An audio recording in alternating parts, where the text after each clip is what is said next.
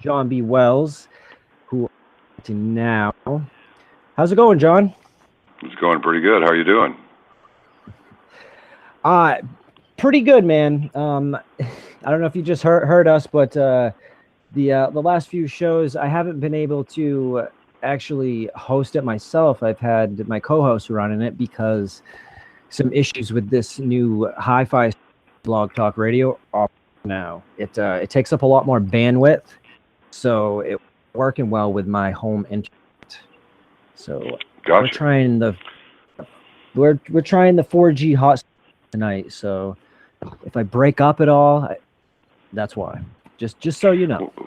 Well, I think this is really, really cool, if you'll excuse my using an expression from the Stone Age, because you're doing the real yeoman's work. It's like you don't have a big, syndicated or syndication corporation behind you, but you're doing it anyway, and that's exactly what.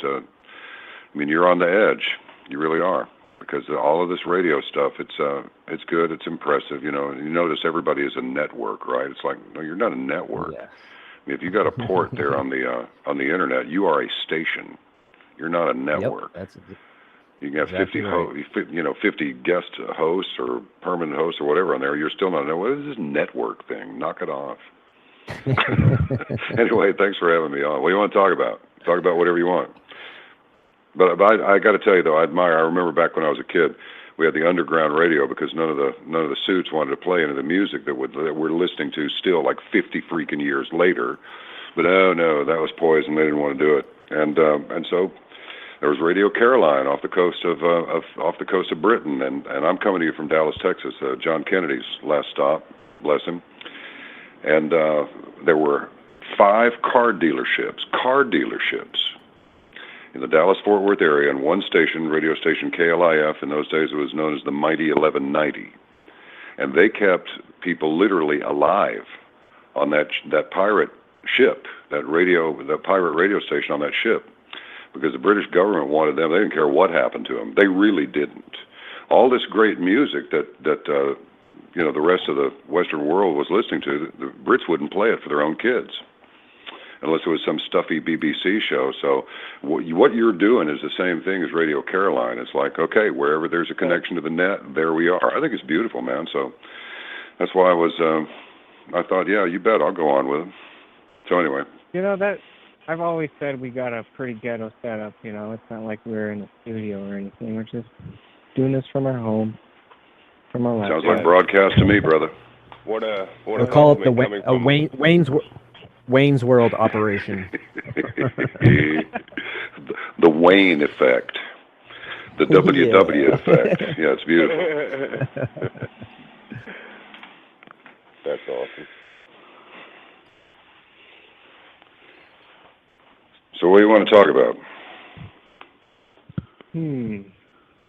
Where could I start? Actually, I'd like to get your thoughts on oil. It's been low for a while now. When do you think they'll be back up? Well, that's the $64,000 question. I've been talking to a lot of economists on the program. As you know, when I left Coast to Coast AM, I started Caravan to Midnight.com, everybody. And I get to talk to a lot of people they're full immersion into whatever they're into.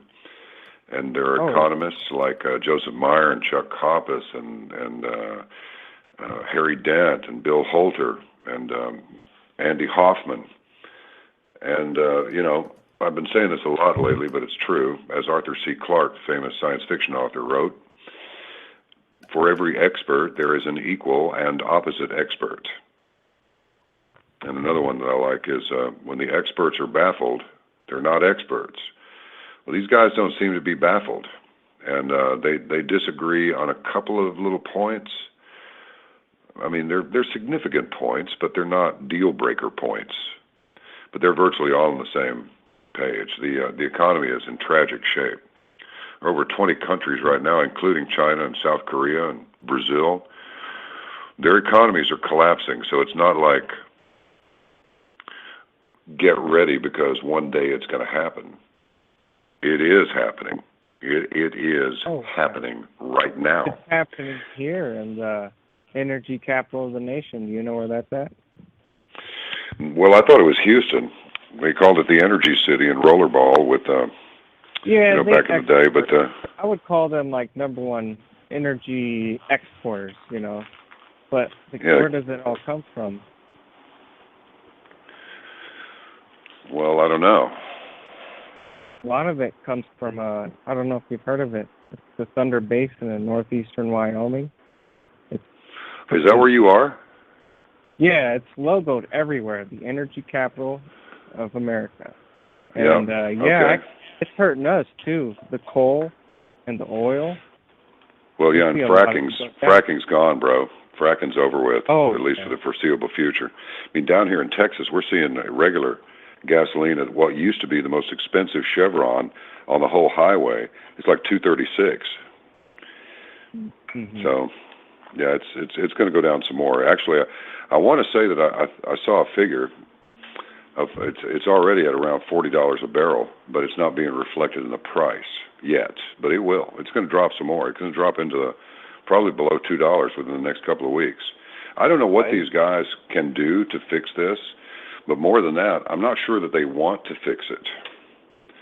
Right. After you talk to these people 3-4 hours a day, every day, Monday through Friday, and then you're obsessing on the net, just picking up whatever you can in the morning before you go into the studio, while you're at the studio. Then in the afternoon you check it, and then you check it a couple of times before lights out. If there's a plan for recovery, I'm not hearing about it. It's like a whole bunch of stuff is falling apart all at one time. And it's not anybody's particular fault. It's just the natural order of things once stuff got out of control. And frankly, starting many, many years ago, over 50 years ago, when John F. Kennedy was assassinated, that was in fact a coup. And after that, what his predecessor, Dwight D. Eisenhower, general, commander of the European Theater of Operations, Supreme Allied Commander. Eisenhower said, don't let the military-industrial complex and the government start sleeping together. You'll be sorry. And when he delivered his address, I mean, this is a hardcore general, military man, an honorable man. But he had a look on his face like he was scared to death. I'll never forget it. If you ever see Dwight Eisenhower's farewell address, just tell me if he looks scared to you. He looks like, oh my God, I wish I could tell you what's going on, but you really don't want to hear it. And it takes a while for these things to happen, but yeah, well, you probably weren't born then, but it's on YouTube. You can see it.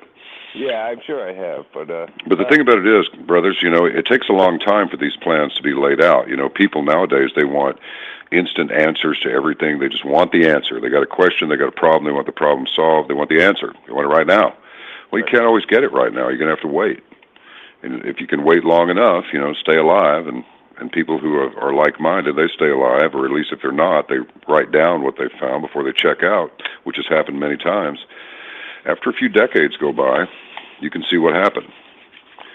And, most people don't know that in the mid-'80s, either 85 or 86, a Florida jury in Miami concluded that the CIA was involved in the assassination of John Kennedy. You think the rest of the country heard anything about that? Answer, no. They heard zero about it. So, same as it ever was, man. This Game of Thrones things, Game of Thrones is more than just a TV show. It's really kind of the story of the way humankind does business. That's what Chris keeps telling me. I've never seen it. I've never seen the show. I need to watch it too. You've never seen it, Michael? Yes. No. You guys do have to watch it. Start. It's awesome. That's one of those things you got to probably take you a couple episodes before you get into it, so you get to know the characters and how. Oh, there's so many characters. It's hard to keep track because once you get up to the third and fourth season, there's so many characters that you have to keep track of, but it's different. Yeah, it's like moving to LA. It's going to take you a couple of years to make any friends. Yeah. Well, it's funny you say that because I'm actually moving to LA in November, so it's going to take you a couple of years to make any friends. Yeah. Well, and be careful. Watch out for people who are. Yeah. Well, be real careful about people who are in a big hurry to be your friend. Okay. Yeah. Oh yes. I've got the rundown. I there, so they've given me the rundown, and yeah, they said something similar. But I at least do know some people out there, so that's I guess a good start. Oh yeah, you'll have fun. It'll either be the decision that I ever made in my life or the best decision I ever made in my life. But there's only one way to find out, right? Yeah, I went out there for a few years. I was out there for about 5 years and came back because really things had kind of changed, and it was not the best time in history to be from Texas when George W. Bush was out there. So if anybody even found out you were from Texas, you were automatically got your label instantly. Right. But wow. After a couple of years, I did make some friends. It was all right. I had a good time out there. Now, John, were you born in Texas? Were you born and raised in Texas? My actual birth site is classified, but sure.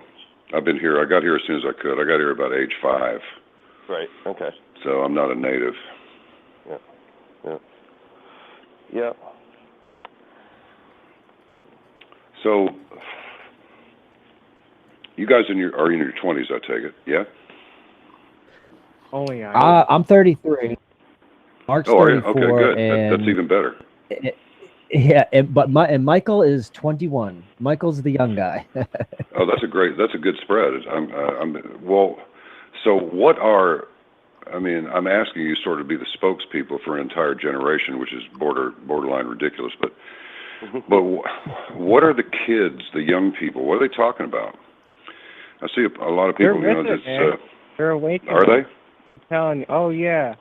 And but the bad thing is taking a lot of drugs to do it too, because of these raves. They're so popular, and they get involved in psychedelics, and it works. The psychedelics kind of awaken them in an instant. And I've been guiding a lot of friends who's been through that, and I think a lot of younger folks are getting it. They really are. But then again, there's a lot of materialists. There's a lot who don't. Same as it ever was, I guess. Well, my advice is, once you're awake, you don't need to take the awakening pill too many times or it will screw your head up, and you will not be the one that beats it. You think you will be, but you won't.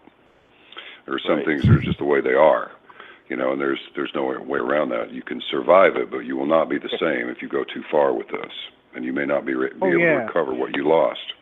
So I would advise people to go easy. Are you saying like a little bit of balance, maybe, all the way around? Moderation in all things, saith the Lord.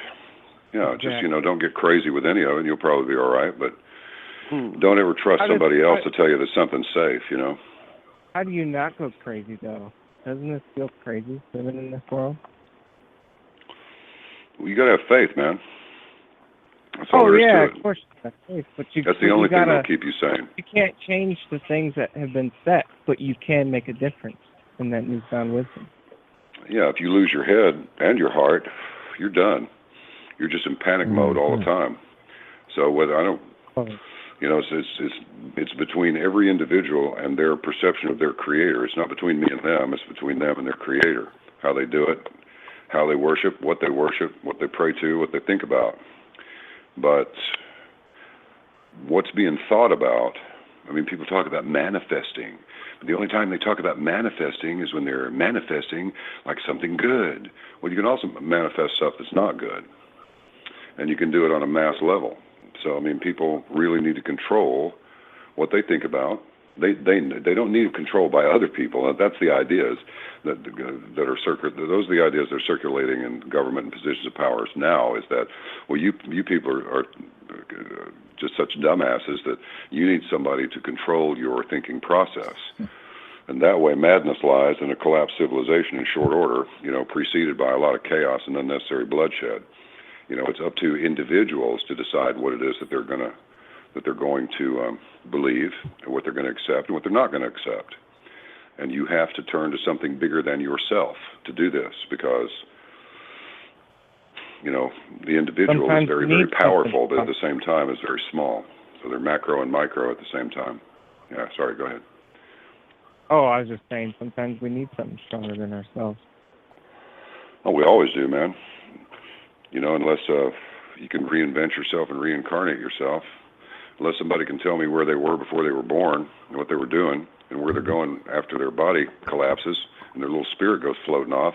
When somebody can come up and say, oh, I absolutely unequivocally know what will happen then, okay, fine, then I'll roll with the humans. But until then, I'll roll with the Creator.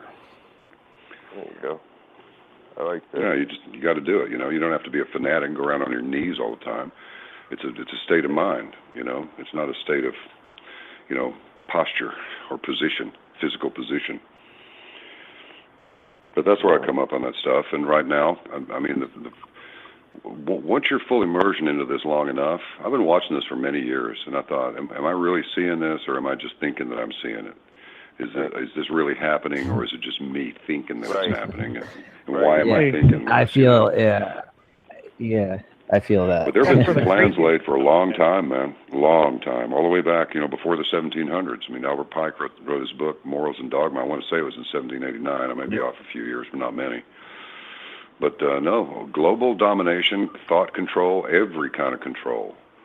I like to put it this way. Once you've got your loft up on the roof of some building that used to be a flour mill or something, but now some smart guys turned it into really groovy lofts, and you got the top floor. So once you've had your drink and your smoke and your shag and your dinner up on the roof, and now you start making money, what is there left to do? Well, I kind of like that building over there. I think I'd like to have a drink and a smoke and a shag and a party on top of all these rooftops that I see that I like. There's nothing else except more stuff, and then after a while your stuff owns you. And now you're in league with other people whose stuff owns them. And together you create this big apparatus. Now the apparatus owns you. Look at all these bankers last year that went flying off of rooftops. There was over 20 of them just decided to commit suicide. Just, hey, let's just jump off the freaking 30th floor. My job, it's job stress. It's workplace stress, No. Those people were shut up, in my opinion. They wanted them talking about what they knew damn well was coming. And it is coming. There's going to be an economic collapse. There's no way out of it. Absolutely. We called it suicide. No way out of it. It was suicide. It's the Americans. Massive sellout. Sorry? Not even a big, manipulative, massive sellout. Oh, they'll try and do another. They'll try and they won't go far. They'll do another quantitative easing because that's the only card they can play, which we can get a little more mileage out of it, maybe because we're the only country, really pretty much in the world, other than the Chinese. And look what's happening to them. Let me tell you what, they're taking into the shorts with an RPG. Boom, right in the shorts. Those guys lost $3.2 trillion out of their stock market. It dropped like a stone. Then they devalued their currency. It's like, what? So guess what? The next thing that happened is there's this huge explosion. There was supposed to be a chemical explosion. I personally think, based on some guys who are pretty damn smart who told me about this, that was a message. And the message was, you go to gold and collapse our dollar, and you're going to have a lot more chemical plant explosions. I think that's exactly what that was. That's probably pretty dangerous to say that on anybody's program, but that's what I think's going on. This is serious stuff, dudes, and it's happened in the world before. There has been absolute massive murder of civilians. Just in the last century, we've changed since then. Really? I don't think so. We haven't changed at all. Right. Not a bit. It's just the same families, it's the same banking apparatus, same everything. Bolshevik Revolution was financed by European central bankers. Oh, yes. Just as sure as the Mafia and the CIA killed John Kennedy. That's just a fact. Yep. Lee Harvey Oswald was CIA, period. He already kept Kennedy from getting killed in Chicago. This is known. Yep. And I'll let this Kennedy thing go after this, but let me just ask you this. What are the chances? How do you do this? How does a United States Marine radar specialist, not an operator, not a technician, a radar specialist, how does this guy defect to the Soviet Union, get himself a Russian bride, and then come back and wind up being photographed in New Orleans down there carrying Fair Play for Cuba signs and then going over and standing in line with the black folks to try and vote?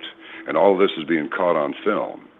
What they did with Oswald was they said, okay, we got ourselves a true believer here, a real freaking patriot. So this is what we're going to do. He just happens to be in the school book depository building, which just happens to be on the parade route that John Kennedy's going to take. Everybody, a bunch of people saw him on the second floor drinking a Coke when the shots went out. He was part of an assassination interdiction team.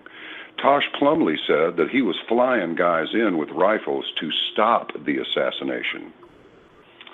Oswald was there to stop the assassination too, but they decided, what we're going to do is we're going to throw this boy under the bus. And they did. And if anybody will just do this one thing, go to the internet and look up J.D. Tippit, T-I-P-P-I-T, and you tell me if this cop that Oswald is supposed to have shot is not the spitting image of John F. Kennedy.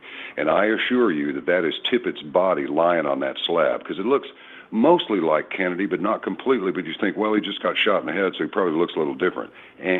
That's Tippett, period. So I'll just leave it at that. And after that, it was game on, baby, everything. Vietnam War, billions of dollars in bombs and all this stuff. It's just, it's massive. It's all about money. I'll stop now. Go ahead. That's one of my famous rants. No, I think it's great. Please help we don't stop. So, wow, okay, yeah, no, I guess I'm just going to have to do my own research on that. You lost me a little bit. So this Tippett fellow, I've never heard this. I think we've talked about this before. JFK is like your thing, right? I mean, like, you know what I mean? That's kind of what got you going to begin with. Well, I met his mother when I was just a child, and then I wound up, when I was married, I moved on the same street that General Edwin A. Walker lived on, who was a hardcore right-wing guy. And he told me a bunch of stuff about this, but it wasn't anything that was like, whoa, I've got some exclusive corner on Kennedy information. It's like, no, not really. It was just a little piece, but this was the little piece. And get this. General Edwin A. Walker told me to my face that when he was shot at, all you got to do is just go to your favorite search engine and type in General Edwin A. Walker. And he was the guy who was fired, I believe, by McNamara for parading the troops through the streets of Munich, Germany. That's when Germany was split in half. See, this is ancient history to you guys in your generation. It is. I know this. But here's the thing. If you discover the first lie, the succession of lies are soon to become transparent to you. So what happens is Oswald supposedly shoots at Edwin A. Walker in April '63 before the assassination.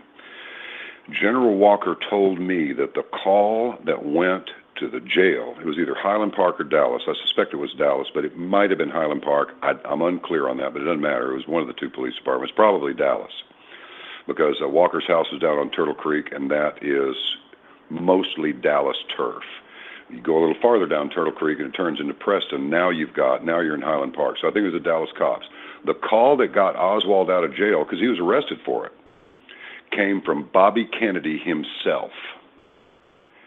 Why? And at the time I went, why would John Kennedy's brother call and let this guy out? It's because, unbeknownst to all of us at the time, Lee Oswald had already interdicted an assassination attempt in Chicago. He was known to the Attorney General to be in the Assassination Protection Squad because everybody wanted John Kennedy dead.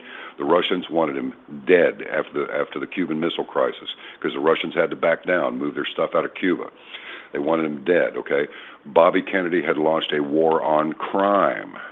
Oh, well, that's a good idea since your dad, Joseph Kennedy, is a bootlegger and is up to his neck in mob, but Bobby had a conscience, so that's what he did, okay? So the mob wants him gone. Oh, and one other thing. John Kennedy wanted to dismantle the CIA. Right. They didn't like that very much. So if somebody asks you who killed John Kennedy, you can answer the CIA and the Mafia. I thought everybody knew that. Because it's true. It's just the way it is. Sure. Sure. The reason for my question is these guys know, like, 9/11 was my big thing. Of course, like, I lived through that. I, saw it on TV, while it was happening type thing. And, it took a few years for, that to really sink in. Even though, very early on there was things that just went, wow, that's not right, You guys shoot guns? I do. Heck yeah. Well, when have you ever seen it? When have you shot anything with a high-powered rifle and it came toward you? How about never? Right. No, there's so many things that just it doesn't happen. But it's I don't know. I don't know. Get into it, because this is one story you don't want. You want your people in your age bracket, right, from 20s through the 30s. You want them to know about this. You do not want them to forget about this, because some of the perpetrators are still alive. Yeah. And if you get into this, like I say, you'll see the rest of it is revealed shortly thereafter. First, it was like 1964 through 1975 in Vietnam. And then right after that, what? Middle East.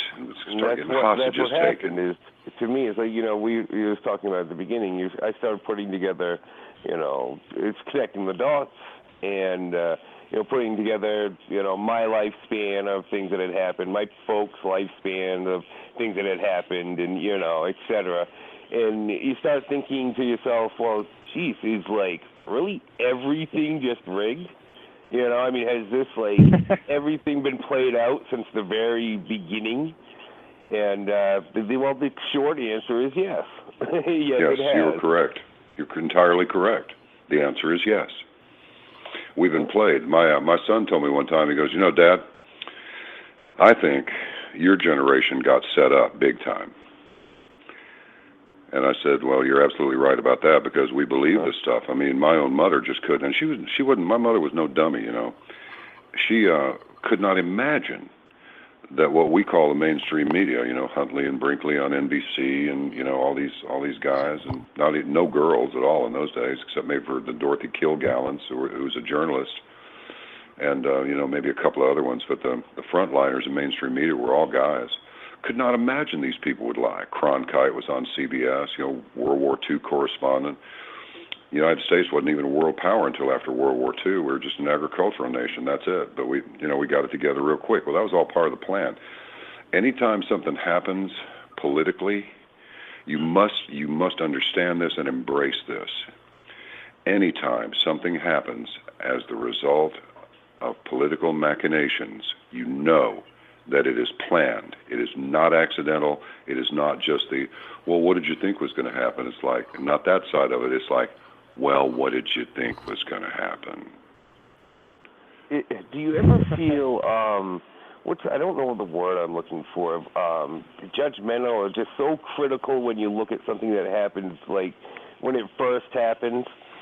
Like when a first major event happens or something, do you ever feel critical thinking, well, how the hell the government do this one? Like sometimes I feel bad. Like I feel like, oh, geez, maybe I should give it a chance. Maybe, and try to rationalize things, or like always try to look at it from two angles. But, I've gotten so cynical. Like my first thought is, well, how'd the government do this one? How they manipulate this or pull this one off, Well, if you can't get a joint through the airport, how do you get a metric ton of heroin through the airport? Okay, I think it's probably inside help, you think? Yes. So. But here's the thing. Remember, you don't have to, you want to lead. I'm going to be your Zen Mesta now, okay? And here's the thing. You want to lead a serious and sincere life, but that doesn't mean you go around frowning all the time. You can be cynical, but you don't have to become a cynic. You can be suspicious of things, but you don't have to be a suspicious person.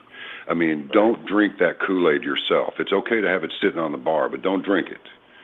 Just use it as use a little touch of it here and there just to freshen your other drink, so to speak.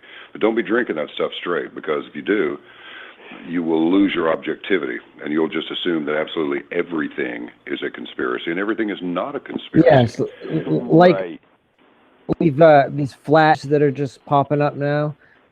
What's this that? is we've talked about these the flat earthers. Apparently, oh, screw this that, has man. popped That's up just again. stupid. I don't even Yeah, want to oh deal with man, it seriously. I mean, give me a it break. is. So what you said reminded me of that, because that's I wish people wouldn't put that stuff out there. See, what they're doing is they're turning alternative news, whether they know it or not, and everybody needs to be on guard about this. They're turning the alternative net into some sort of infotainment for morons, and that's the idea. Because if a few of them get their hooks into the net and get some people's attention, and those people go to their various social media sites and all this other stuff, then it has the potential of going viral. And what it does is it neutralizes the just to use the current catchphrase, it neutralizes the initiative of the truth movement with idiots who put this stuff up there on purpose. That's just what I've been saying. Yeah. Well, you're on the right track. And again, they've been doing that since the 60s that I know of, that I can trace back. They've been, implanting disinformation and for again, since the 60s, early 60s that I know of. I can, pull up and prove right now. And they still do it with the flat earth. There's the whole deal, but it's, to me, I was thinking about, you just want to stay inside if that's what you do. You get to that point where you're like, okay, everything's a conspiracy. You get paranoid almost. I've done it. I've gone through stages of it throughout the years, I think I've come to a fairly decent balance where I can look at something pretty rationally and say, okay, the world really isn't flat. Yes, 9/11 was an inside job. No, the world isn't flat. I think I've come to a pretty good grip on things, but I guess I can see how people can go over that edge. No, it's stupid. Forget it. No, I don't mean flat earth things. I mean I don't know, where you're sitting with your tinfoil hat on and Well, that damn tinfoil hat seems like a good idea sometimes. I'm sorry, I cut you off. I couldn't help it. I'm having a good time here. What were you saying? You're right, the tinfoil hat thing. Michael, that's what we were talking about, bud, with these search engines knowing what we're thinking. I mentioned it on the last show. Have you ever played the game 21 Questions? It's mind-boggling to me. The little handheld game is just mind-boggling to me how it can get my thoughts in 21 questions. And my search engine does the same thing. It knows me better than I do. And I think the tinfoil hat might be a good idea. When they can broadcast and read our minds, man. I'm 21. I know that. Right. Well, right. Speaking of that, something. That's crazy John, stuff. what about the Jade Helm 15, the artificial intelligence? I actually watched your you did. I have to commend you, obviously, for everything that you do, but you had two. So cover Boston bombings, and then you covered Jade Helm. I think you covered Jade Helm twice.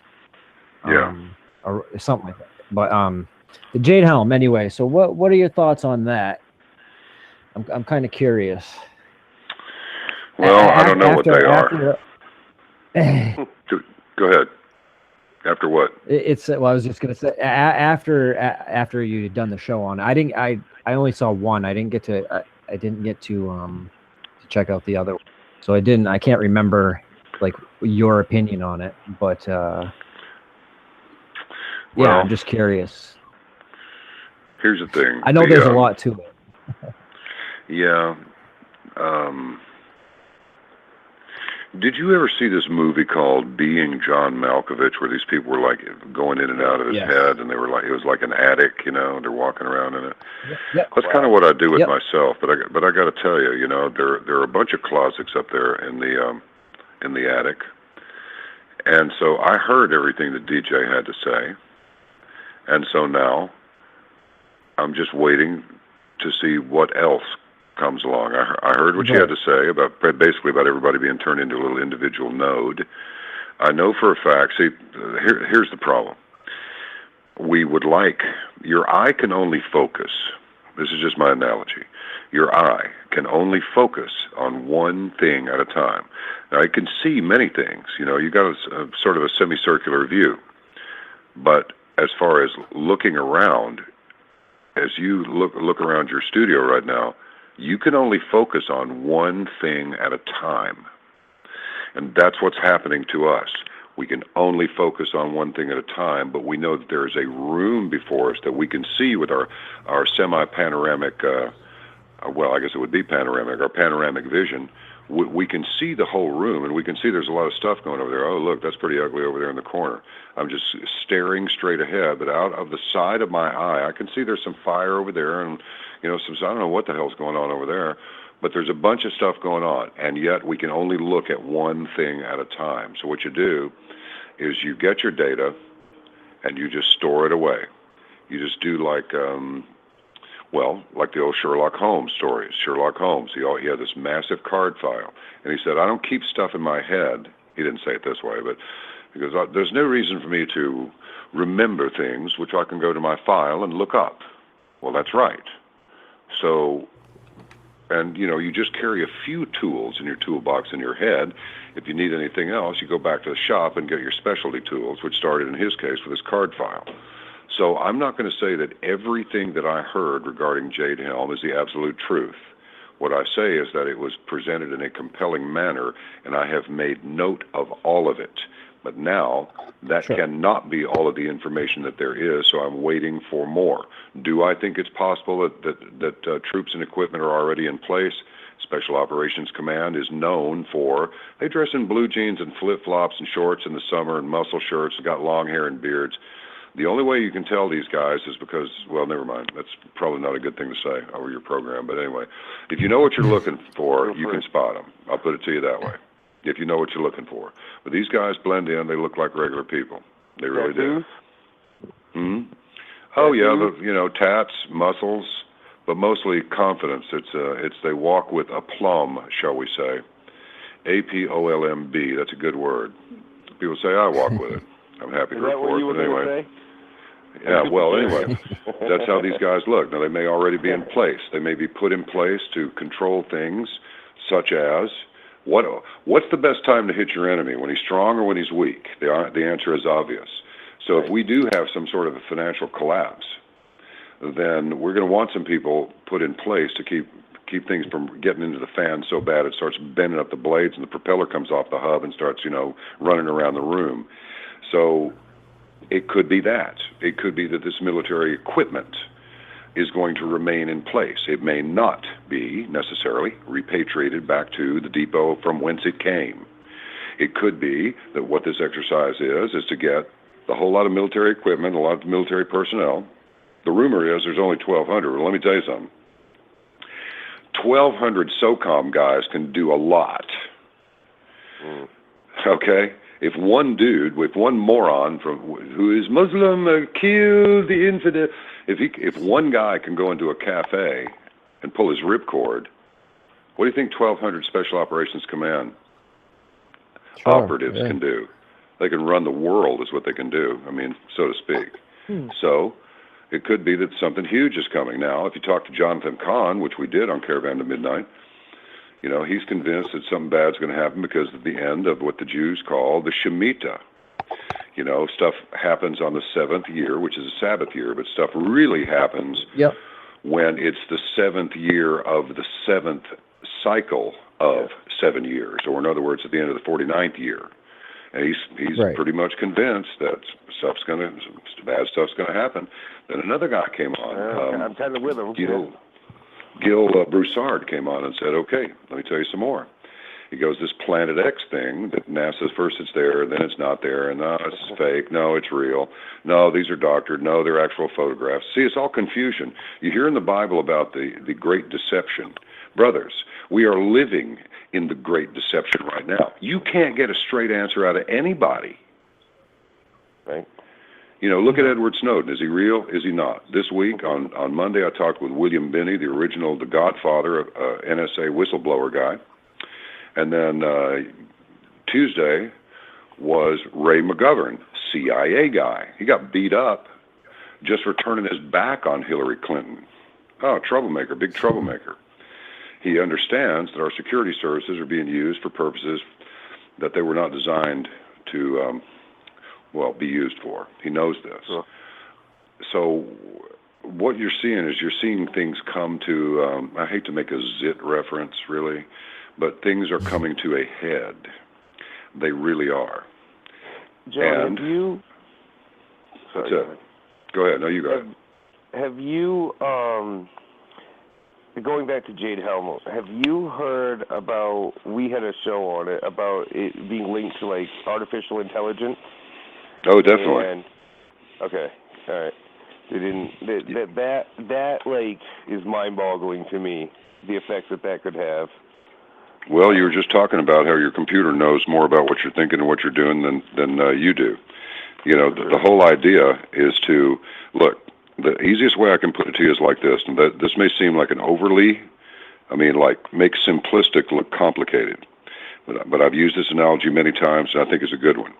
The reason that every actor who is serious about acting, and acting being a psychological adaptation of a human being that is not them, but they're going to replicate this person's character and behavior so that an audience, which that player is supposed to be oblivious to, okay, whether it's in a movie theater or whether it's in a theater somewhere, that audience is oblivious to the depictions of this person's character. You always study Greek theater when you're going to become an actor. And why is that? Because the stories never change. It is all about human nature. And the Greeks were smart enough to put masks on their actors so that you don't fall in love with the horrible, bitch girl because she's evil, but she's really good looking and you kind of like her. They put a mask on her, and you don't want to fall in love with the bad guy because if he takes his mask off, he's like this stud that all the girls love, and the good number of the guys love him too. So you don't want that. You put a mask on him so that just the essence of his character is revealed. All right? So if you understand that what follows is that human thought can be tracked also. It can be traced. It can be categorized. Your language is what determines a lot of it. Oh, I have this feeling. I can't just put it into words. That's because it's a feeling. If it's a thought, it can be put into words. Homer used... Shakespeare used, I want to say, 11,000 words in his writings. Homer used 8,000. You know what the average size of the vocabulary of a college master's degree graduate is? Less than 3,000 words. Your words will limit your thoughts. So, if this also is by design, and that's why we have Common Core, dumb down the kids even more. Don't teach them cursive writing because only elitists want to write beautifully. You don't need anything. You don't need to be able to do anything more than click a mouse. That's all you need to do. And print, because computer stuff is in print. So why would you want to write cursively? Look, it's all goes toward one thing. You change the narrative. You limit thought, people. Then it's easier to track. That's why artists were the first ones at the totalitarian always artists first because they were so-called free thinkers. Well, regimes don't want free thinkers. They want them to think about what the government wants them to think about, and in some cases, you better not let anybody hear you talking about anything else. You don't want to bring up the Holocaust or any of that stuff in Germany. They'll throw you in jail. Instantly.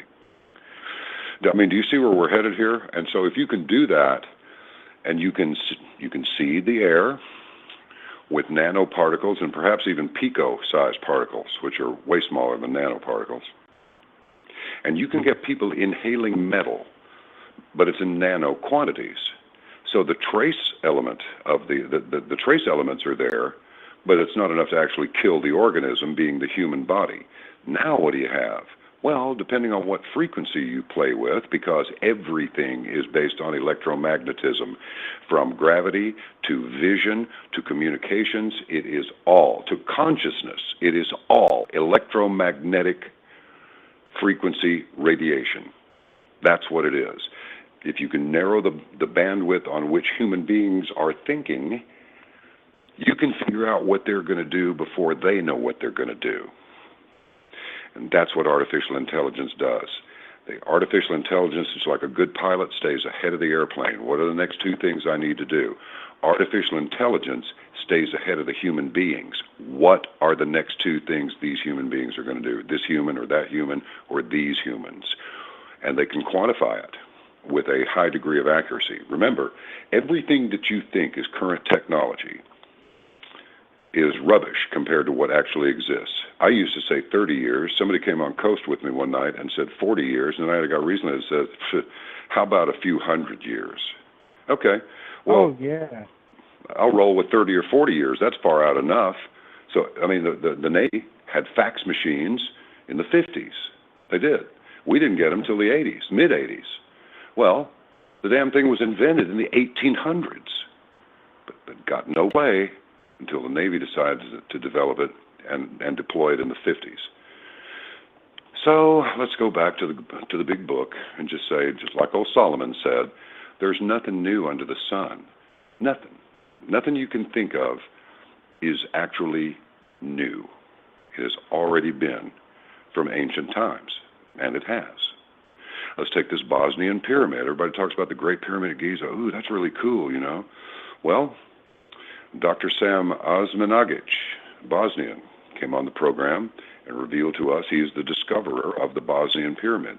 And that thing's way bigger than the Great Pyramid of Giza. This thing is huge. And he is absolutely convinced, and he's brought 62 scientists, you know, radio technicians, biologists, physics guys, not physicians, but you know, specialists in physics. They've determined that not only is this thing made out of in large portion out of a concrete that is of such excellent quality, it defies anything that any of us have ever seen or probably ever will see. But it is also a perpetual energy machine. And and now let's stop there. Recently, within the last couple of weeks, I saw an article that and read it on Caravan that anybody who wants to hack your computer, if they know what they're doing, they can suck all the data out of it using sound waves. And it will be received by an AM receiving station. You know, I suspect what it is, they broadcast a certain frequency, your computer picks it up, and then the local oscillator registers back to the receiving station. I mean, it's easy. This goes back to Marconi. He knew this. So it's all about control. Everything that we have is just being enhanced. You know, learning how to make what we have better. You know, you start off with a stone axe, and you wind up with a really nice samurai sword. Hey, this is really nice. Well, what cuts better than that? Light. So Lucas's lightsaber is not too much of a stretch. It's really not. You know, the Star Wars thing. But that's the path that we're on. We only have a finite number of possibilities, but we can refine those things to where they're absolutely awesome. The question is, who's controlling them, and what purpose will they be put to? So when you go back to, is it artificial intelligence? Yes, it is. That is a major component, but there are other components, and we don't know what those are. So we're waiting to see what they are, if we can. So the smarter we get, the smarter this artificial intelligence gets. It'll have to. No, you could even have put something in there like, the smarter we get, the more worried they get, because they're going to have to up their game. Every time we make any kind of a leap, quantum leap would be nice, but, you know, we'll settle for any leap. They're going to have to up their game. They have to stay ahead of us all the time. And remember, they have nothing to do all day except do this stuff. Unlike ourselves, who have to go back to our lives at some point, they don't have to do that. These guys run 24/7, 365. One crew gets tired, another crew comes on. Someone needs to pay me for what I do. Yes. What was I going to say? Oh, do you think the internet is a positive tool for, like, you know, let's say awakening and, you know, global or, you know, whatever? Or do you think it's like ultimately they're going to use it for their advantage to just really? Well, you can take a shotgun and you can shoot clay pigeons with it, or you can shoot people with it.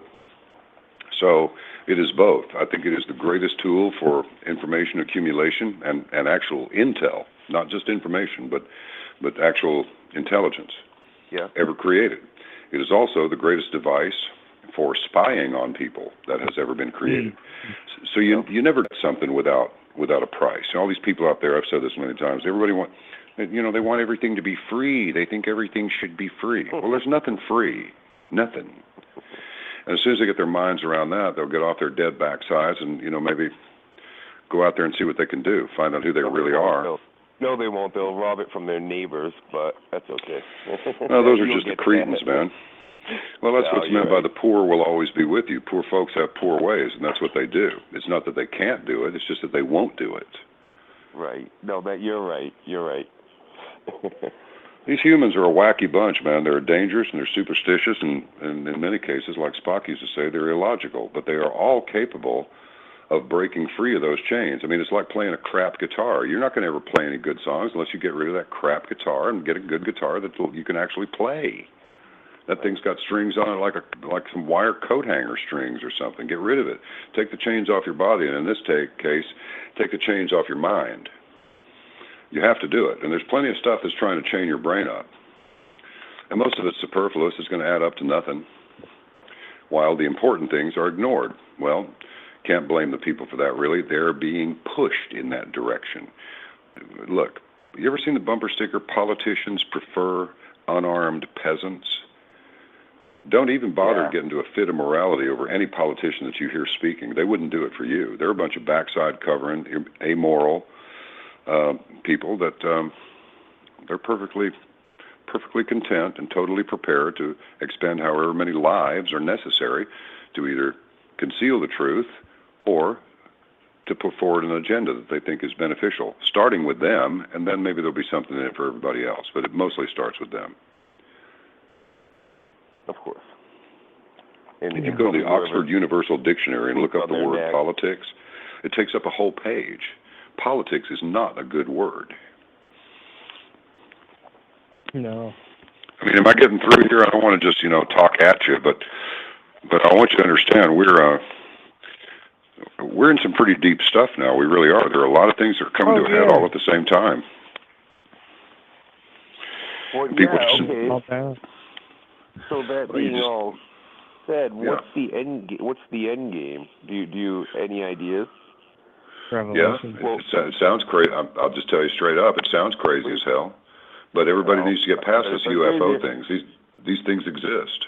These UFOs exist. They've been coming and going for a long time. There is a liaison between the governments of the world, certain governments of the world, and what I call the UFO guys. That's just how it is. This project in Switzerland called CERN is designed to open a portal and let stuff in and let stuff out. The United States Air Force Space Command does, in fact, move freely among the stars. Some of the UFOs that you see are ours, and some of them are theirs. Some of the ETs are benevolent, and some of them are not. It's the same stuff going on up there that's going on down here. When Tom Horn and Chris Putnam went up to Mount Graham to look at the Lucifer telescope apparatus, that's a nice name for a telescope in a joint venture between the Vatican and NASA, those guys up there said, UFOs. We got to wait for them to get out of the way so we can look at the little star system that we're trying to study. Yeah, I mean, they said that stuff is so much stuff flying around up there, they have to go outside and smoke a cigarette until they move. It's weird. I mean, I'm putting this in a flippant manner, but it's just the way it is. I mean, we're not alone, and we never have been. So the next step is total earthly control by a government, and look, this stuff goes back a long time. Howard Pike said what he wanted to do was first he's going to destroy religion, and then he's going to destroy atheism, and not him, but the movement will destroy religion, and then atheism, and then usher in a world religion.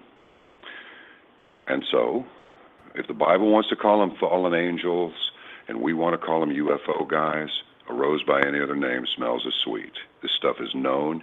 Too many people have seen them. They're written about in ancient texts. You got cave drawings with flying saucers and wings, and dudes sitting in them look like George Jetson from the ancient cartoon series, and little craft flying around. I mean, these guys just didn't, I think I'll just draw a flying saucer. I think I'll just chisel a flying saucer into the side of my cave. These black triangles and orbs and all this stuff. These things started appearing in Christian art in the 14th century. So everybody needs to get over that. The ETs are out there, and the government's well aware of them and has a liaison with them. And they're part of the future also for us. In what way, I don't know yet. maybe never will, but I do know they are a part of it. You know, can you go a step farther as far as what the UFOs? I mean, is it truly? What, in your opinion, what are they? I mean, you said you kind of said the Bible uses, you know, fallen angels. We'll use UFOs, whatever. In your mind, what do you think? You know, or do you have like a sound, or are you just kind of throwing that out there because you don't really know? I don't know, but I think that there are angels, and I think there are devils. I think that it's just like I use this example quite a lot. There's Daniel in the lion's den. The kitties are all laying there because the Creator's spirit is with them. He's got the cats all chilled out. Angel, right, or UFO guy, or whatever you want to call him, a very special individual shows up at the door and opens it. Says, "Come on, Dan, we're leaving." And Daniel said, "Well, I'm paraphrasing just to make it, you know, a little more conversational here. I can't quote chapter and verse accurately, but Daniel says, like, what took you? You know, I didn't think anybody was going to show up." He said, "Don't worry about it. The Great One had you covered the whole time. As you can see, the kitties are all chilled out. You haven't been eating, have you?" "Well, no." So, "Well, what was going on?" "Well, if you must know, there was this big fling up in the celestial realm. There was a big brawl up there, a big battle." "Really?" "Yeah." "Well, how bad was it?" "Well, it's pretty bad. They had to call Michael in. That tells you anything, the archangel." "Really?" "Yeah, I ain't got time for this. Let's go. Come on, we're leaving. I would tell you to get your stuff, but you don't have any. Here, let's go." And they walked out of there. Well, we can make this into some sort of a kiddie's fairy tale book if we want to. That's up to the individual to do that. But the substance, the message is that people do not do things on their own. They may think they do, but they do not. As the famous actor Gary Cooper once said, "Stars are not made by their own works. They are acted upon by external influences, and people should remember that." And it's true. So you say, "Well, I accomplished this and I accomplished that." It's like, not without help. That's the only thing Obama's ever said that came near being anything accurate, when he said somebody else did that for you. But it's not the somebody else that he's referring to. He's talking about other people. But your Creator, the one that put you here, sets out steps and sets out little stones for you to step on. And you just wait. Sometimes you got to wait on a stone, and then another one will be there, and then you step on that. You can step off of those stones anytime you want. But if you change your mind, this is just my feeling, if you change your mind and you want to step back on, you're going to have to go back to the first stone again. That's just how it is. You know, you get out of line, you have to go to the back of the line if you want to get back in line. And that's how it is. We've got a few decades on this planet, and that's it. And we go on down the road. But, you know, people need to discover the fact, and they're going to have to prove it to themselves. Who you really are is being concealed from you. And there are very strong forces which do not want you to know your essence, your power, your potential, your capability, or your purpose. The longer you can stay confused, you know, just kind of trying to figure out, you know, don't turn your attention inward. Turn your attention outward, and specifically upward. And you'll get a lot closer to it. And it doesn't mean that you can't have a good time either. Not at all. It just means that you know where the bear sleeps, and you know where your allegiance should lie. And you do not put your faith in other men. They will let you down virtually every time. You can't do it. You have to put it in the source of life, the source of you. That's where you need to put your trust and your faith. Everybody's going to die. Well, why does God let this happen? It's because it doesn't matter how you die. It doesn't. What you are experiencing in death is far different from what somebody who is observing your dying. It's a different trip for them than it is for you. They're horrified. You may be on cloud nine. It just doesn't look like it to the people who are observing. You have to connect with who you really are and what you really are, and it is possible. But if you're going to do it, now's the time, because we're getting short on time. And I can leave you with that. That is pretty good. I like that question, you know, what are we? John C. Lilly, I've read his book, The Human Biocomputer. That's a really good explanation of ourselves. It really is. Well, All of it doesn't come from channel 1 or channel 2 or 3 or 4 or 5. A little bit comes from each of those channels. Oh, yeah. You put it all together and you get your answer. But nobody's got a corner on the truth. But you won't do better than going back to the ancient text. That is why it is here. It doesn't mean you have to hate this one or don't like that group. It doesn't mean that you have to do any of these things. It just means know what you're dealing with. Know yourself.